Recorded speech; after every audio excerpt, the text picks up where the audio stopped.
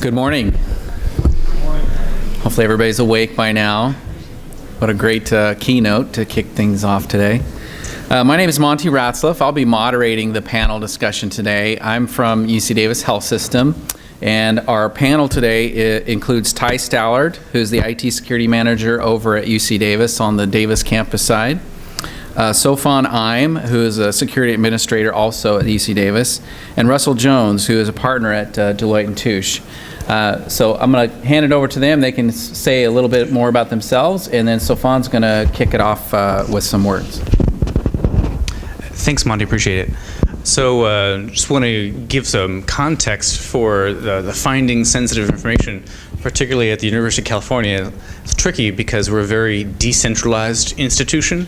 So there are a lot of different parts of the agency or institution, and although we work in the central IT shop, it's really a collaboration with a lot of other colleges in units within the university. So hopefully we'll be able to share some of that background.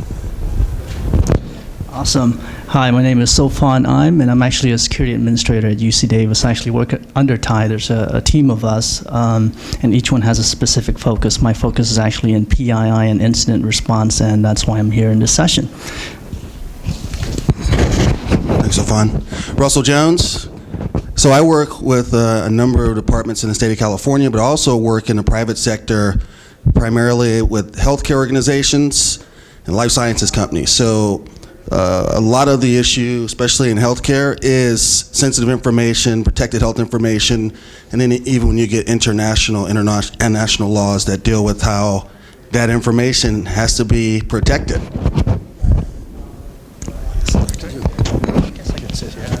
All right.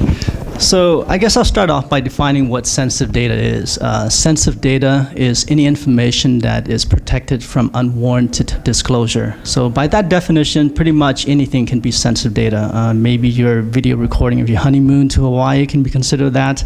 But for this session today, we're going to focus on the term sensitive data as it pertains to organizations' responsibility to privacy and compliance with the law.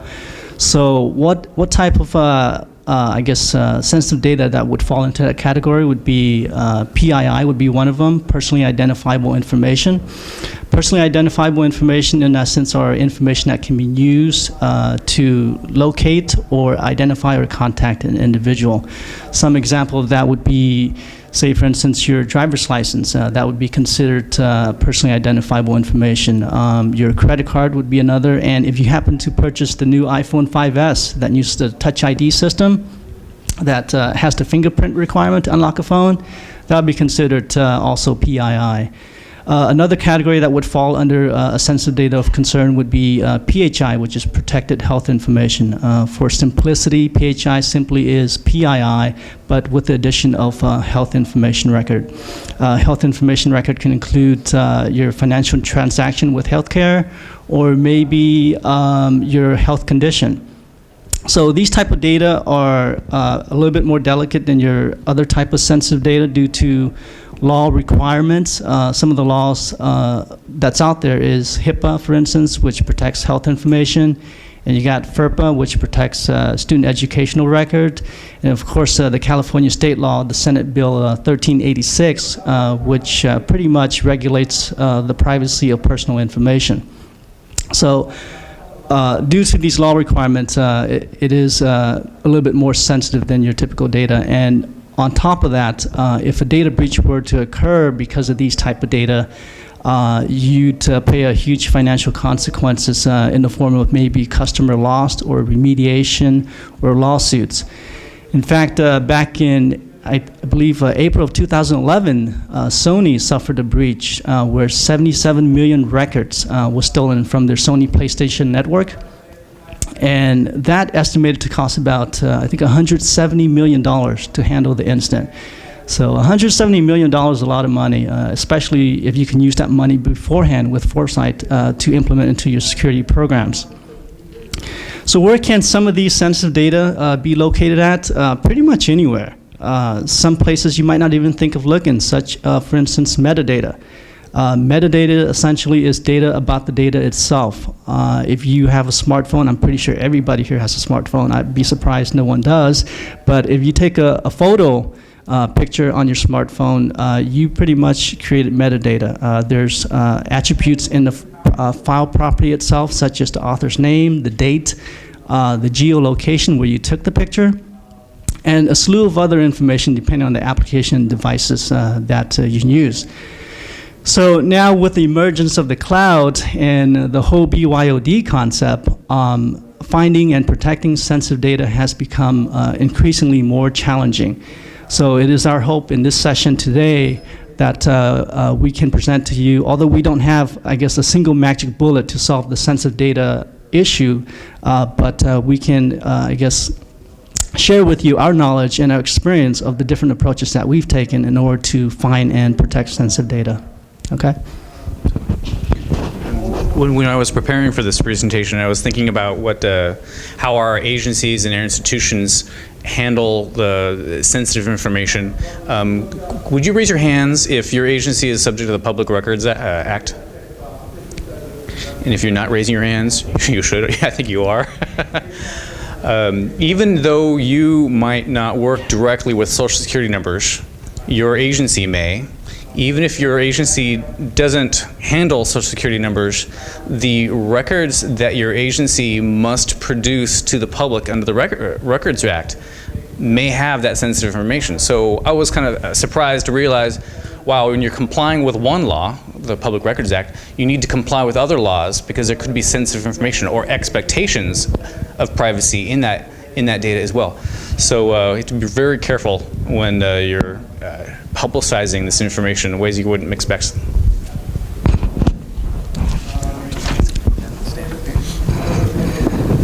So we're going to ask a few questions of the panel, and we'll just kick it off. The first question, what are some of the high-level approaches that can be used in finding sensitive data? I'll start the fun. So my experience has been you need to obviously understand what the data is and where it is before you can now put the right kind of controls in place. And a top-down type of approach is really focused on understanding the entire life cycle of the data. So where does it actually come into your organization? How is it collected? And then following it at a business process level across the organization. So it's collected, how is it used, in which business processes, what systems does it end up being used in, where does it end up being stored in the organization, where is it transferring out of the organization, is it being destroyed in the right way.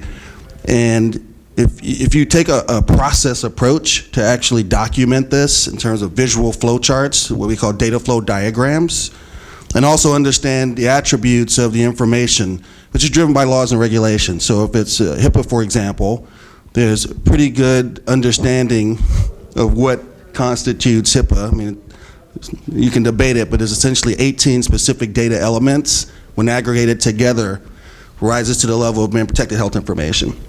So understanding those 18 different elements, and then where are they coming into the organization, and then how is it flowing through the organization through various processes, is one way to kind of take a top-down approach to start to get your arms around the problem. It's not an easy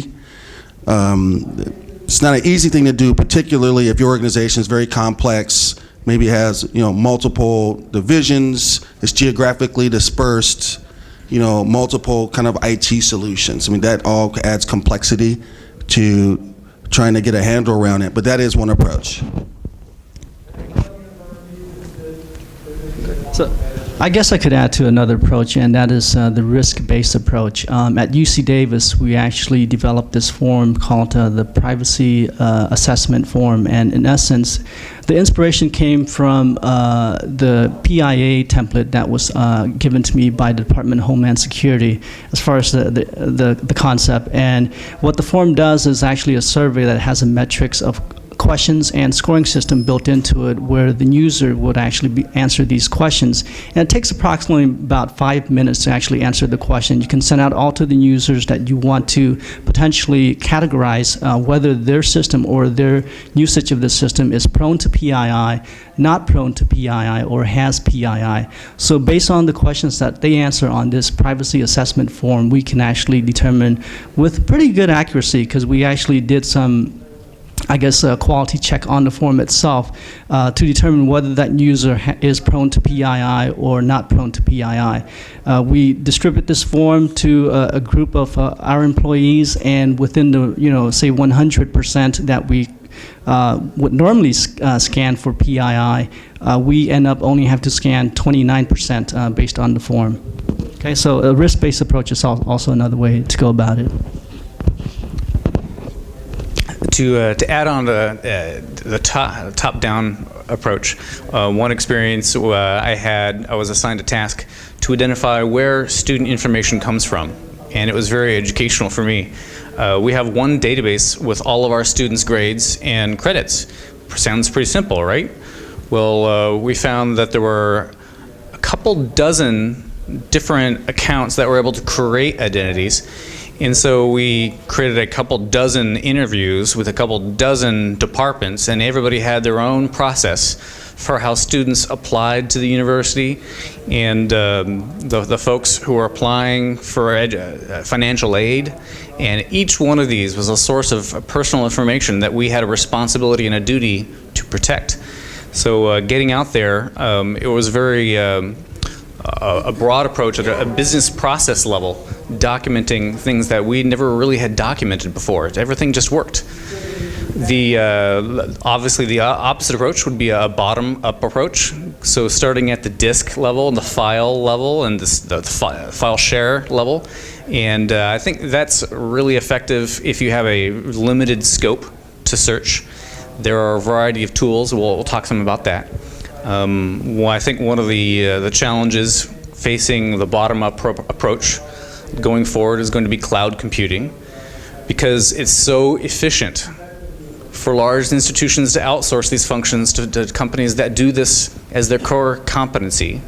And once that data is out in the cloud in a data center in Seattle or Moscow or who knows where, searching that data out on their servers means making a copy of it, bringing it all the way back to your agency. So I advocate the risk-based approach. That's the approach that we're taking.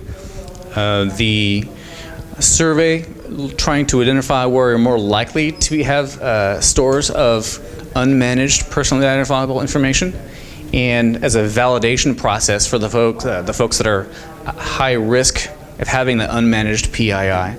That's on the workstation from an employee perspective.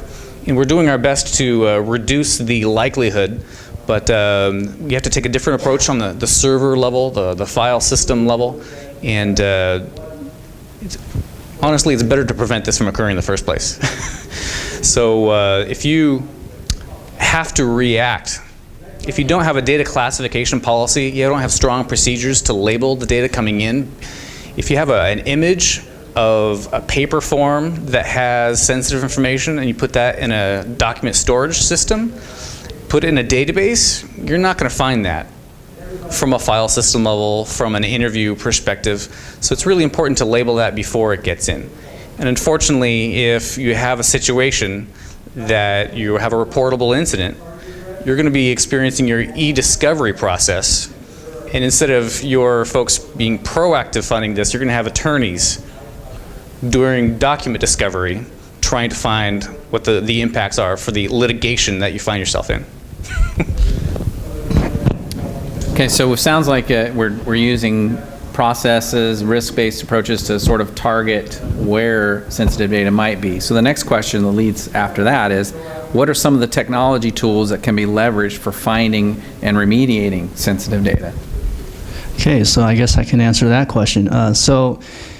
Within, I guess, the realm of sensitive data, there's a category that's used for sensitive data remediation and, I guess, finding the sensitive data itself, and it's called DLP, which stands for data loss prevention. Some might call it data leakage prevention. There's debate whether there's the difference between the two, but in my opinion, it's about the same. And in essence, the data leakage prevention solution that's offered by vendor comes in 3 different flavors. Some vendors actually have a combination of both flavors, but the first one is being the data in motion approach. So it would be like an appliance that would plug into your network, and if, for instance, a user were to send an email that contains PII in it and it traverses the network, the appliance itself would actually detect the PII and prevent it from actually leaking to the public network. So that's one approach. The second one is actually the data at rest approach. The data at rest approach leverages a scanning application that is used for persistent storage. So your workstation or your server, you can install an agent onto there, and it would scan it and send it to a central reporting system. And you can remediate it from the central reporting system or actually from the local application as well. The other approach is the data in use approach. The data in use approach essentially covers the area where, for instance, a user were to do a copy and paste of a document onto maybe their another document or into their personal email, would prevent the copy and paste from actually happening. So those are some of the approaches. According to Gartner report, whatever that's worth, this early 2013, they released the top leaders in DLP solutions. Some of them are actually McAfee, RSA, WebSense, and Symantec. Now at UC Davis, we actually use Identity Finder, which according to Gartner again is a DLP light solution. So they take the data at rest approach. From our experience, when we actually deploy Identity Finder, there is a couple things that you should be aware of. One is, for instance, creating the baseline. When you initially deploy this to your entire organization, the amount of information that actually gets fed into the server and the administrator that's responsible for reviewing the results, it can be overwhelming because with any DLP solution, you will always get false positive. And in fact, a lot of false positives. So you got to have a trained eye to see the results that's being scanned and whether they truly are PII or just false positive, which at that point can be marked and excluded. Another thing to take into consideration is the automation aspect of it. So for instance, you can actually do auto remediation of these PII that's detected, but it's generally not recommended to do that, again, because of the false positive volume that's involved. What I recommend in that case is actually to have the Central Management Council to send, I guess, the alert to a ticketing system so that the help desk can actually look into it, whether it's a false positive or not. Because if you auto remediate, such as deleting the file, you might delete some file that's legitimate, and some of them I've seen are actually library files that can actually cause damage to a server. So you got to be careful with that. And also, the other thing you got to be concerned about is when you're using, at least in our case, the data at rest approach, is all these data are being fed into the central server. So you got the results of all the PIIs being nested into this one central server. So that in itself is kind of like a treasure chest for hackers, right? Hackers would love to just target that one single server which contains all the collection of all these PIIs as opposed to targeting these individual endpoints. The way we kind of, I guess, overcome that is actually, instead of storing all the PII into the central server, we mask the result before it actually gets dumped into the server. So all that's really needed is whether the identifier of the PII itself, whether it's social security number, credit card, that's enough for the administrator to determine whether it's PII, and also the location. So we mask the actual PII so there's no PII stored in a central location. And I guess one thing I want to touch on is also the open source aspect of it. If you are on a tight budget and you can't afford these solutions, because it can range from about $4,000 to $20,000 for these appliances, and that's just for the appliance. And then you have the endpoints license, which can cost about $10 to $40 per user. So if you're looking for an open source solution, there's open source out there such as Spider or Cenf. Those are kind of like standalone application which you can use in order to scan your workstations, but they don't scale well because it's not a central solution. Now, an open source central solution that's available is called OpenDLP. OpenDLP allows you to centrally manage your scanning of PII and deploy it to your endpoints.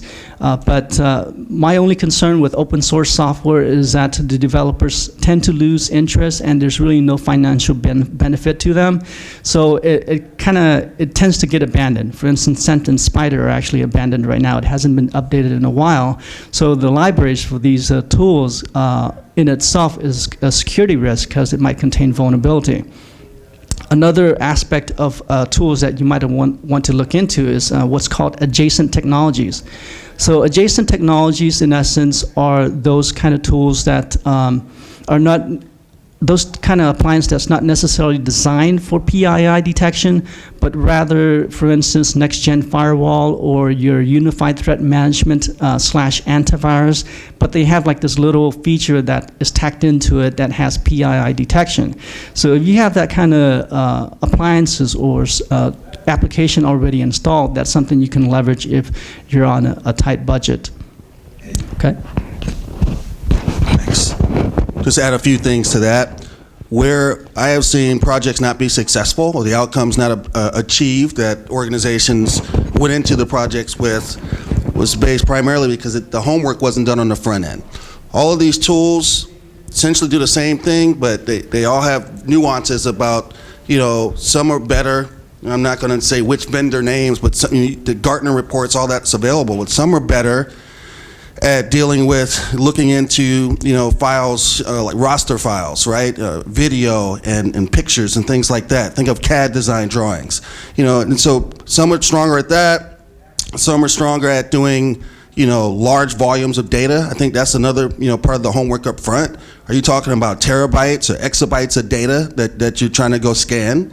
I think to Sophon's point earlier, risk-based approach has got to be factored in the type of tool selection, and then in actually the approach of leveraging the tool, particularly when you're looking for data at rest. Because again, depending on the volume of data that you're talking about, and then also the endpoints, right? All of the tools don't do operating systems that aren't Windows, right? So Windows is very prevalent, but what if you have file shares, systems that are on non-Windows systems, right? So that has to be factored in as well on the front end as you're looking at tool selection. And then finally, with these tools, my experience has been it's a hybrid approach. We talked earlier about top-down and bottom-up, but the reality is if you look at the problems you're trying to solve in your organization, you're going to need to use the tool surgically, to solve the problems where it's going to be more efficient that you can't do from a top-down, interview kind of based approach. I think my experience has been both of those approaches together kind of help, get more to where you want to focus the efforts in your organization.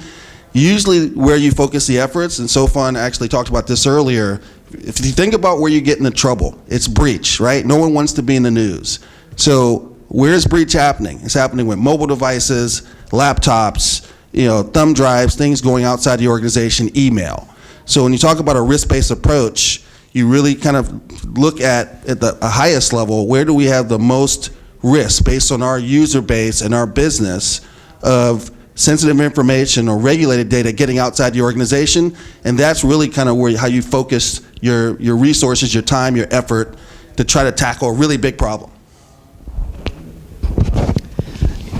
Obviously, there's a variety of ways to mitigate risks, and we're doing the best to eliminate the risk by deleting unnecessary PII in our project.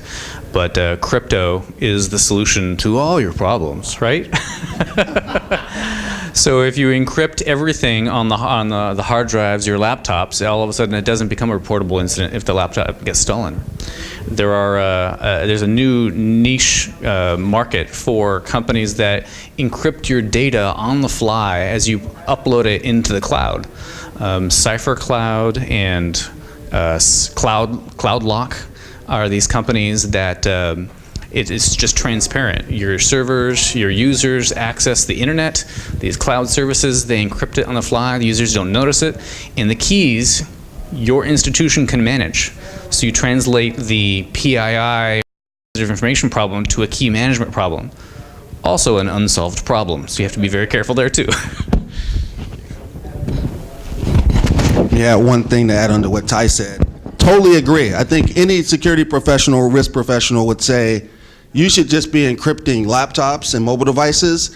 Unfortunately, my experience is in 2013, there's still a lot of organizations out there that don't have complete protection on laptops, mobile devices, tablet computers, so on and so forth. Variety of reasons for that, and a lot of it's not technical. A lot of it is actual politics, business pushing back, the 100 million reasons why they don't want it applied.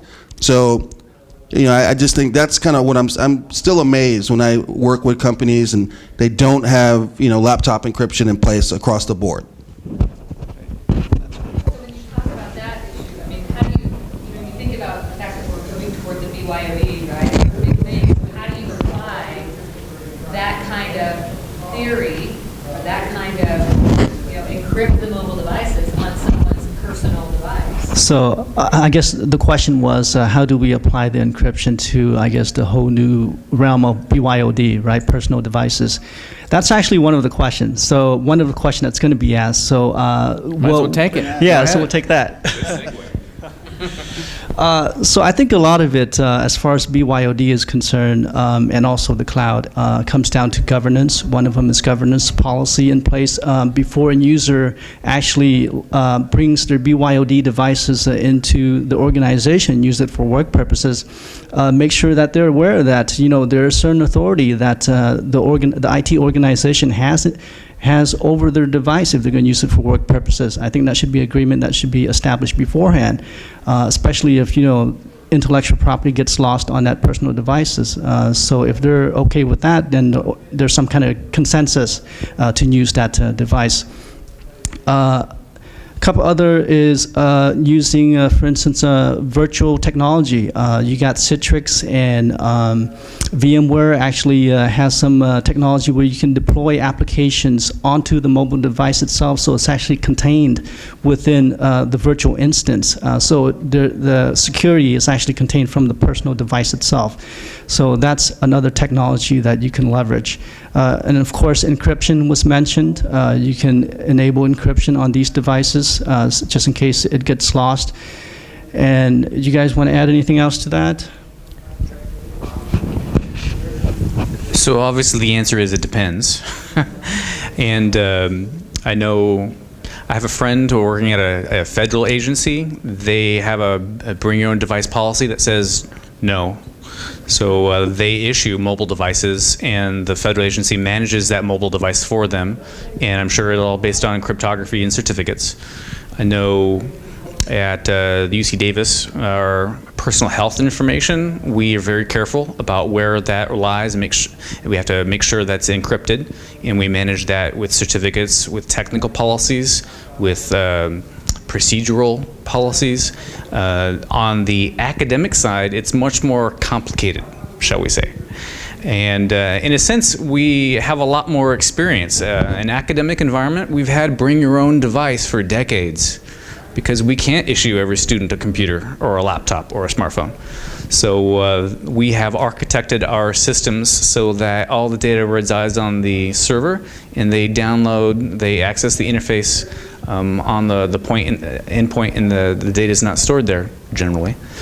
Unlike other agencies where you've had to open up the doors to the data on the endpoint, we've been dealing with this for a long time. Although there are so many smart devices, iPhones, PlayStations in dorm rooms, we're running out of address space. So that's a different problem. I agree with both. I think governance is a big part of it. I mean, your organization. There's some organizations where, the policy, and it depends on your end users, right? I'm speaking from a healthcare perspective. You're not going to tell a doctor what they can or can't do, right? That's the bottom line. Some of us can. It's a very difficult proposition. And, I think Where I've seen it be successful is where the policies made sense and a technology solution was rolled out in a timely manner, right? So that it did not impact the innovation that's going on. I would say would be any organization, but particularly in healthcare. There's a lot of great, mobile healthcare applications that are being developed, in many cases by the doctors working in concert with IT. But the question becomes with BYOD, how quickly can you roll out a solution that provides the security to be able to contain sensitive, regulated information that the healthcare organization is liable for, but at the same time gives them the flexibility to use their own devices. And I think that's really what the challenge is. So part of it is coming up with policies that actually make sense and that are implementable, which means there was a vetting process and there was an inclusive process with impacted stakeholders versus the going to a silo and produce a policy and push it out that just doesn't make sense. And then part of it is coming up with a technology solution that can be rolled out in a timely manner, meaning it doesn't take 2 or 3 years to come out with the certified version of a solution. So we have about 15 minutes left and a few more questions. Just to piggyback on what they just said, if you want to talk about BYD's solutions and how we've addressed them at the health system, I'd be happy to talk after this talk if you have additional questions. So let's talk about breaches. I'm going to sort of be with the time constraints, I'm going to put 2 questions together, so hopefully it doesn't throw you guys too much. But who are the actors and the bad guys, the hackers? Who are they, and why are they so interested in getting to the sensitive data? So I can start with that. I'll try to jam through this really fast because I know we're out of time. But Verizon data breach report was released just earlier this year, and they, I think, did a very good job as far as classifying the actors as far as the culprits of the data breach. And they classified into 3 categories. The first one is the partner actors. Partner actors are essentially those you have SLA agreements, or maybe your cloud service provider, such as Dropbox. For instance, Dropbox back in 2011 introduced a bug which allowed anybody to log in as anybody else. So if you had some sensitive data stored on Dropbox during that time and your data was breached, it would be considered a partner actor breach. The second type of actor would probably be or is your internal actors. Internal actors are essentially those within your organization. They can be disgruntled employees, they could be your managers, or even security administrator, unintentionally or intentionally. But the final one is actually external actors. External actors are probably the huge chunk of the pie, and those consist of your organized crimes and state-funded organizations. And essentially, ever since the data breach report was performed back in 2008 up until now, consistently, external actors has always took the huge chunk of the pie as far as causing data breach. And the motive behind it is really financial reason. So that's really the biggest reason, is financial. In fact, Silk Road was on the news, mainstream media news, a week ago or so. And that website is an e-commerce underground website that's very similar to eBay. And they made a transaction between early 2011 to 2013, early 2013, before they were busted by the FBI. They made a financial transaction of about $1.2 billion. So there's definitely a lot of money involved in the underground as far as making money. In fact, there's hackers who's actually making money off hackers as well, because you got hackers who actually have these collections of botnet, and they're selling these botnets via plans such as bronze, silver, and gold, as far as what kind of the amount of botnets you want to rent from the hackers. So hackers actually rent botnets from hackers to perform denial of services attack. Cloud solution.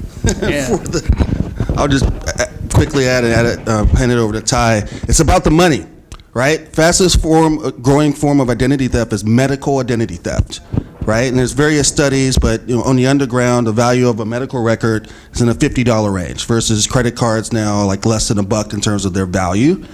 And so the actors, as Sophon said, are external. It's organized crime. It's people trying to make money. Another interesting note I will add, Deloitte and Nasio did a study where we went and talked to 48 of the 50 states about cybersecurity. And one of the interesting results was when we asked executives, are you more concerned about internal or external breach?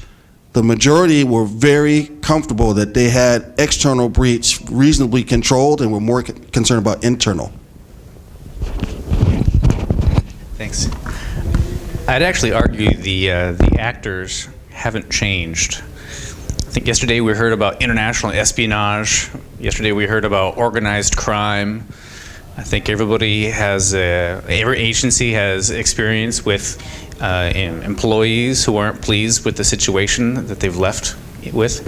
I think the motivations people haven't changed. I think the tools, the technologies, the economics have changed dramatically. One of the challenges I have is communicating the risks that researchers are accepting by managing their own computers, not participating in a system-wide scalable approach managed by experts. And one of the ways I do that is communicate what the impact is to them. So if they've got research data, if they have a history of publishing research, and that research is based on data, their reputation is based on that data. If that data has been compromised, if there's any question about the integrity of that data, all of a sudden their reputation, their professional reputation, their academic research can also come into question. So speaking of impact, what do you do if there's a breach of sensitive data? How do you determine if there's a breach of sensitive data? We need a whole other session. Yeah. The question was, first, what do you do if there's a breach? And then a question was asked after that is, how do you determine whether there's a breach? So I guess let's ask the question of how do you determine whether there's a breach? Well, you got to have some kind of technology implemented. I think IDS, IPS comes into play, which kind of detects. And SIM might also be a tool to actually look into for correlation or log management. So you got to have someone, a security administrator, someone with wearing that hat to monitor the traffic and the activities of any suspicious activity that's going on. And also, it's just having an incident response plan in place beforehand, before a breach occurs. I know that it's been touted that defense in depth is the way to go, but right now it's there's also a concept of actually taking the approach of protecting your organization as if it's already been breached. Because if advanced persistent threat were to face its head at your organization, without a doubt they can get in. There's no way around it, especially due to social engineering. So having an incident response plan in place and ensuring that that plan has all the appropriate parties and not just the technical team, because there's other units such as HR and whatever I guess unit you might have, customer service, that might have more feedback into the incident response plan, how it should be handled and escalated. I think it's important in handling the breach itself. How do you determine if you've been breached? Like everything else.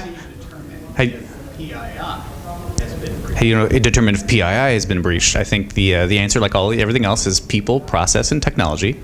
So we've been really pushing towards gathering more logs, being smarter about how we use those logs, being smart about looking for things and taking action when we can. It's a persistent problem, and it's cheaper to prevent it, but it's inevitable when it does occur. So good governance, risk management, allocation of resources in an intelligent fashion.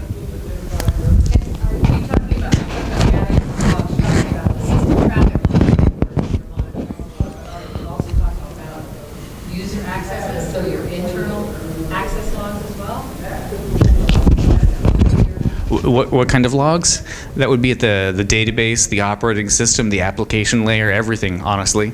And you have to be smart about how they relate in we're talking about the security information event monitoring systems, how which fields correlate with each other, because to get a complete picture from the compromiser's perspective, you need to integrate multiple sources of information. And of course, our organizations are not organized that way. They're organized based on infrastructure and technologies, and crossing those lines, those organizational boundaries, and honestly cultural boundaries, because the folks who specialize in Oracle, the deep complex parts of DBA work is very different than the application and middleware developers. So they speak different languages, and the users, the folks who pay the bills, they don't know what questions to ask, so they don't know what they're missing. Thanks. How do you know if you've had a breach of PII? Well, first thing is, do your employees know that they're handling PII, right? So part of it is having, as Sophon said, an incident response plan and policy, but another big miss is training and awareness. If you haven't actually trained employees that, hey, part of the business you work in, you're handling PII or PHI, then chances are they won't even realize there's been a breach. And I think that's like we always say in security, training and awareness is a huge undersold, not really recognized as how powerful it can be in the scope of an overall programmatic approach. It's relatively cheap too. It's relatively cheap. The other thing is, I think obviously everyone has a privacy officer and a privacy office.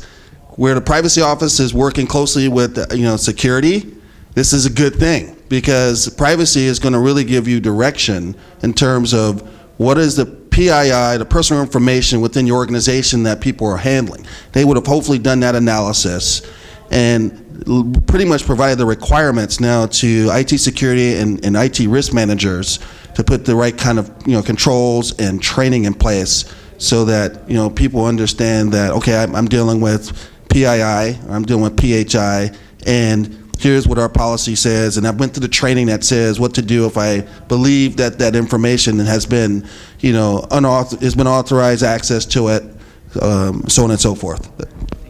So we have under 5 minutes left, and I think we wanted to open it up to you all for questions. So who has a question? Bob. I had a question. On your PII risk analysis survey, why don't you make that publicly available on this free website so that others can take advantage of it? Okay, so the question is, Bob, by the way, is our previous CISO, but Good question. Very good question. it's a very good question, excellent question. The question is, why don't we make our privacy assessment form available for everybody to use? It's actually currently under the, pilot phase. We're still trying to work out the scoring metrics as far as maybe reducing the amount of prone to PII systems so that it's very optimized. And keep in mind, this survey was catered towards the university, so my concern is that if other organizations take it, you will have to tweak it. But definitely, it can be shared. I see no reason why it couldn't be shared, and if anybody here is interested, I'd be happy to send a draft with the blessing of our current CISO, of course, which I don't see a problem with that. Okay? Yes. Have you seen success, I'm talking about BYOD, have you seen successful implementations of software like Good, a way to partition the personal stuff from the work stuff? The question is, have I seen any technology that is able to partition itself, or rather kind of create a sandbox within a personal device so that it isolates itself from the personal device, the BYOD device, right? I myself have not leveraged too much technology in the BYOD realm, but I have used technology that do sandboxing, such as VMware and Citrix app, and I think they are very, effective, because there is no correlation to the OS level for the mobile device or the laptop itself. It's essentially connecting to a network and having a plugin installed, and it'll actually launch the application via, you could say, the cloud from your central server. With regards to endpoint security, like Good messaging or Lotus Notes, yes, we have implemented solutions like that. because the data is encrypted at rest and the data is encrypted while in transit. So even when the device gets backed up on a personal device, the backup, or at least that part, is encrypted, assuming the rest of it isn't encrypted. So it is safe. Unfortunately, because there are these technical limitations of the implementation of the software, communicating that to the user community is challenging, because the physician who is a surgeon, for example, bought a Google device as opposed to the iPhone, and the Google version doesn't support that, and explaining to them why is tricky. Sorry. Yeah, I agree with everything that's been said. If you at a governance level, policy level, can't have some ability to dictate, okay, we're going to do BYOD, but you have to use these types of devices with these OSs, you won't ultimately be successful. And that becomes the trick, because no one wants to be told, hey, I got to buy this kind of device versus that one. So people want flexibility. We're out of time, but I'm going to bet that these guys will probably make themselves available after after this session, because we do have a few minutes. So thank you all for coming, and good luck out there.